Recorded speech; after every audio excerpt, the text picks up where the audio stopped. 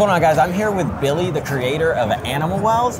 Now, you are the sole creator of this game, correct? That's right. So, one and only, what made you decide to tackle an entire game by yourself?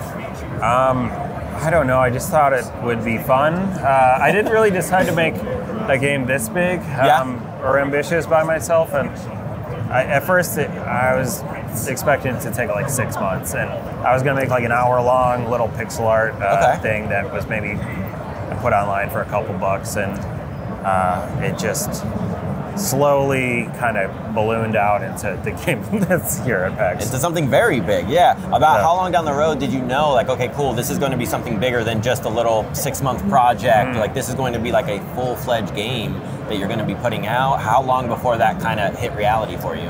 I think it happened gradually, because it was just like a hobby project, so I would keep working on it, and then it'd be like every year or so I would kind of check back and be like, oh, maybe instead of charging $5, this should be a $10 game. And like, look, maybe it's a $15 game, so it's going to be $24.99 when it comes out. So I probably did that for every year. You're like, I'm tacking on $5 more for this one. Yeah.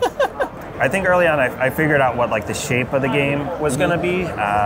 There's like an 8x8 grid for all the screens in the world. So I don't know. I just made this arbitrary decision. That's like how big the world's going to be.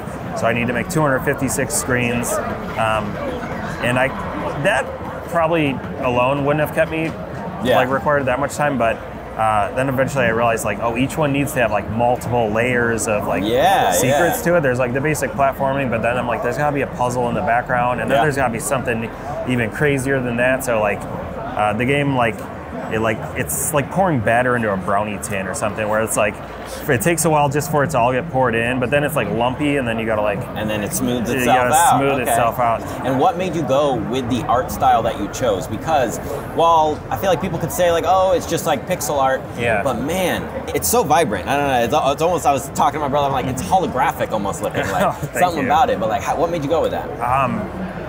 Yeah, it wasn't really a conscious decision. Again, it's like I decided to do pixel art early on because I have a background in programming, so I knew I was like, happy and excited to make like the tools in the game's engine and all that stuff. So I was like, okay, since this game's only going to take 6 months, I'm going to make it in pixel art, and I'm going to limit the resolution of the game really low to 320 by 180. So I'm like, that can't take that long to make. I wrote some shaders early on to do this kind of like rim lighting effect on all the sprites in the game. Because you created your own engine, correct, for this game? Like, this isn't an engine you went and grabbed, you literally created it. Yeah, and I made the level editor, and all the tools I used to build the world are like something I made. And so along with all the sort of graphics effects, I did get better at pixel art over time. So like, I feel like with practice, my art abilities increased, and I got more confident in like animating like larger creatures, and just giving them more personality that way. Like,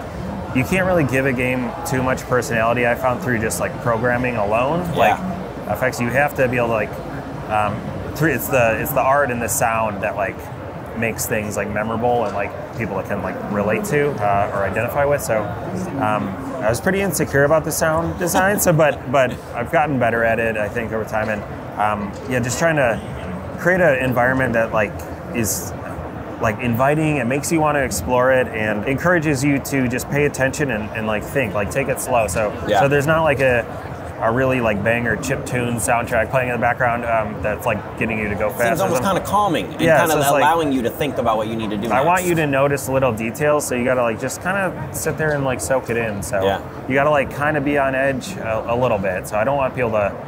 It's not like a cozy game where you're just like, no, it's not.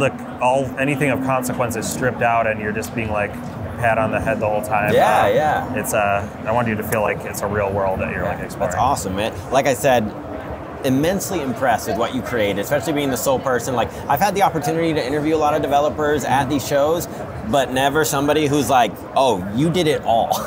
Music, art, like insane. Yeah, it's like, love what you got here. And when is the game coming out again? It's May 9th. May 9th. So May 9th you can get it. And what are all the systems it's coming out for? PlayStation 5, Switch, and Steam. All right, everything. Anything you need, you can go wishlist it on Steam right now. Please. But thank you so much for joining me. I really appreciate your time. Yeah, happy to be here. This was awesome. Yes, sir. Enjoy the rest of the show. Thank you.